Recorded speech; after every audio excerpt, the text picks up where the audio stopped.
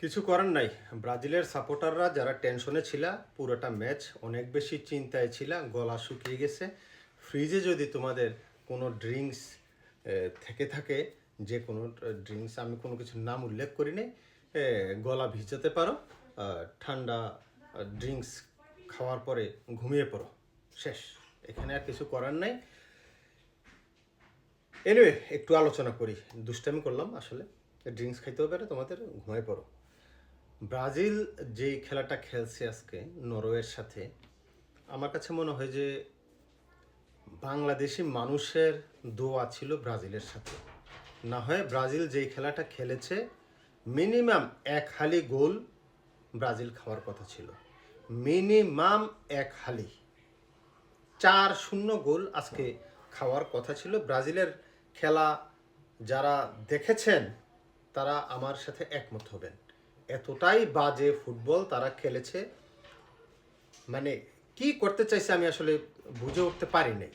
Brazil কোন টেকনিকটা follow করতে চাইছে আমি আসলে বুঝে উঠতে পারি নাই। না ডিফেন্সিভ খেললো, যে লো ব্লক যদি করতে পারতো তাইলে হয়তো, না হয় খুব বেশি আক্রমণাত্মক খেলতো, ডিফেন্স ছাইরা আপনার উইংসগুলো দিয়ে যদি আক্রমণ করতে পারতো তাইলেও হয়তো।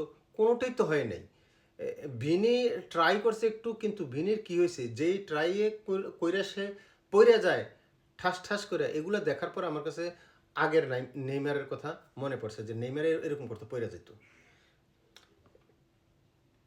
সবচেয়ে বড় কথা হচ্ছে ব্রাজিলের যে, মানে একটা প্ল্যান আছে না, যে আমরা প্রথম হাফ এভাবে খেলবো, তারপরের হাফ আমরা এভাবে খেলবো, এই ধরনের প্ল্যান আমি আসলে দেখি নাই।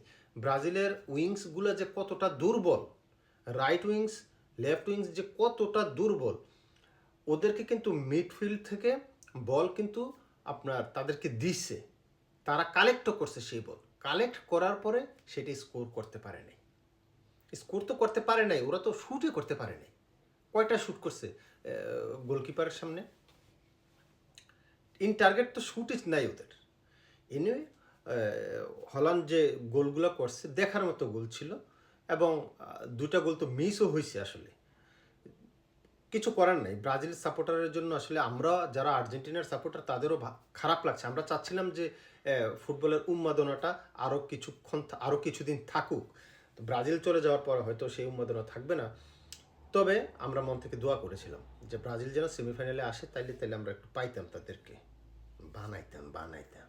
খেলা খেলছে তোমরা, ওই যে ফ্রিজে যদি কোনো ড্রিঙ্কস থাকে খাইয়ে শুয়ে পড়ো।